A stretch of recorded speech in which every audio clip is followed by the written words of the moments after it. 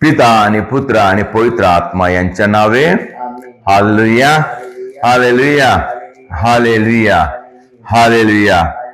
ख्रिस्तामध्ये उपस्थित प्रिय बंधू आणि भगिनीनो, आजपासून आम्ही आगमन काळामध्ये आम्ही प्रवेश करत आहोत. आगमन काळ.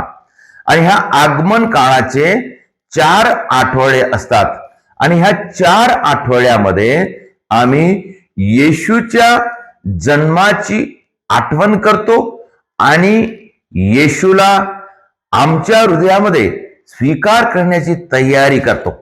येशू आमच्या हृदयामध्ये जन्म घ्यावा अशी आम्ही आशा धरतो आणि ह्या 4 आठवड्याच्या तयारीमध्ये आम्ही येशूकडे हीच मागणी मागतो की येशू, माझ्या हृदयामध्ये तू जन्म घे. तर ही कहाणी किंवा ही गोष्ट आहे काय प्रिय बंधू आणि भगिनीनो? हे एक प्रेमाची कथा आहे. देवाचं प्रेम. आगमन काळ, येशूची वाट पाहत राहण्याचा काळ.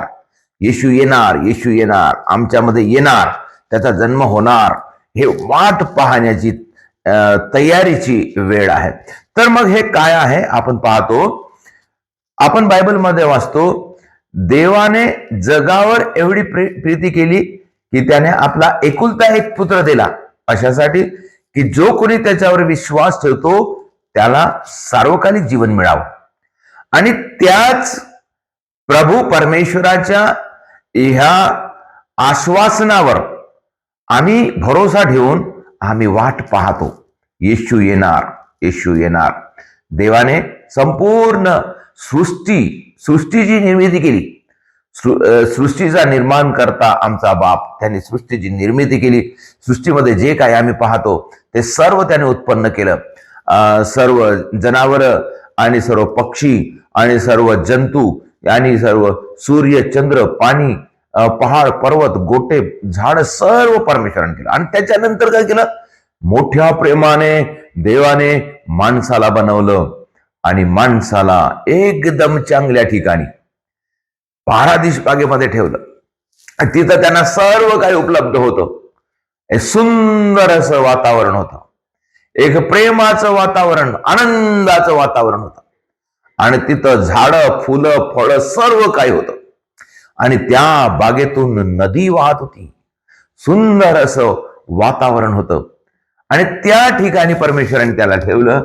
एक आज्ञा देऊ की मध्यभागी असलेल्या झाडाचं फळ खाऊ नका. परंतु मानवाने पाप केलं आणि जी देवाची कृपा होती ती नष्ट झाली आणि देवाला खूप दुःख झालं. परंतु देवाने माणसाला सोडून नाही दिलं.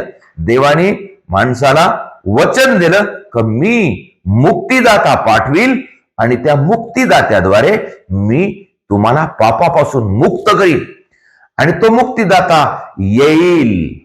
हे देवाचे वचन आमच्या जीवनामध्ये येईल, हे आपण आठवण करून आम्ही ख्रिसमस साजरा करतो. आगमन काळ आम्ही साजरा करतो आणि आगमन काळामध्ये आम्ही प्रवेश करतो. म्हणून प्रिय बंधू आणि भगिनींनो, उद्या आज आपण आगमन काळामध्ये प्रवेश करत आहोत. आणि आगमन काळ आम्हाला एक मोठी खुशी देते. आणि म्हणून ह्या मोठ्या खुशीचा आम्ही आनंद घेत आम्ही ख्रिसमसची तयारी करतो. आणि मग नेमकं याच्यामध्ये तयारी काय करणे आहे? येशूने काय म्हटलं आहे? आम्ही मत्तयाचे शुभवर्तमान अध्याय 3:2 मध्ये आम्ही वाचतो, प्रभू येशू म्हणत आहे, पश्चाताप करा कारण स्वर्गाचे राज्य जवळ आलेले आहे. तर हा आगमन काळ आम्हाला येशूच्या जन्माची तयारी करणे शिकवते. म्हणजेच आम्ही काय करावं? आम्ही पश्चाताप करावं. जे वाईट मार्ग आहेत ते सोडून द्यावं. जे पापमय जीवन आहे ते आपण बदलून टाकावं. आणि आम्ही देवाच्या प्रेमाने भरून, देवाच्या आज्ञेनं भरून, देवाच्या वचनानुसार आपण जीवन जगण्यासाठी आम्ही प्रयत्न करावा. ख्रिस्ताच्या जन्माची तयारी म्हणजे आम्ही आमचे अंतःकरण शुद्ध करावं, जेणेकरून आमच्या हृदयामध्ये प्रभू येशू जन्म घेईल. म्हणजे प्रभू येशू जन्म घेईल म्हणजे प्रभूने शिकवलेला मार्ग आमच्या जीवनामध्ये येईल. आम्ही प्रभूच्या मार्गानुसार चालू. प्रभूचे प्रेम आमच्यामध्ये येईल. प्रभूचा आनंद, प्रभूची शांती आम्हाला अनुभव करास मिळेल. म्हणून प्रिय बंधू आणि भगिनींनो, ह्या आगमन काळामध्ये आम्ही स्वतःला तयार करूया, पश्चाताप करूया, चिंतन करूया आणि देवाकडे अशी प्रार्थना करूया, प्रभू येशू, तू माझ्या हृदयामध्ये जन्म घे, मला बदलून टाक. ज्या उद्देशासाठी तू ह्या पृथ्वीवर आलास ते उद्देश माझ्या जीवनामध्ये पूर्ण होऊ दे. मला पश्चाताप करण्याची शक्ती, सामर्थ्य दे. मला शांती दे. मला चांगले मन दे. मला प्रार्थना करण्याचं मन दे. मला प्रार्थना करण्याची इच्छा दे आणि मी माझे जीवन बदलून टाकू अशी मला कृपा दे.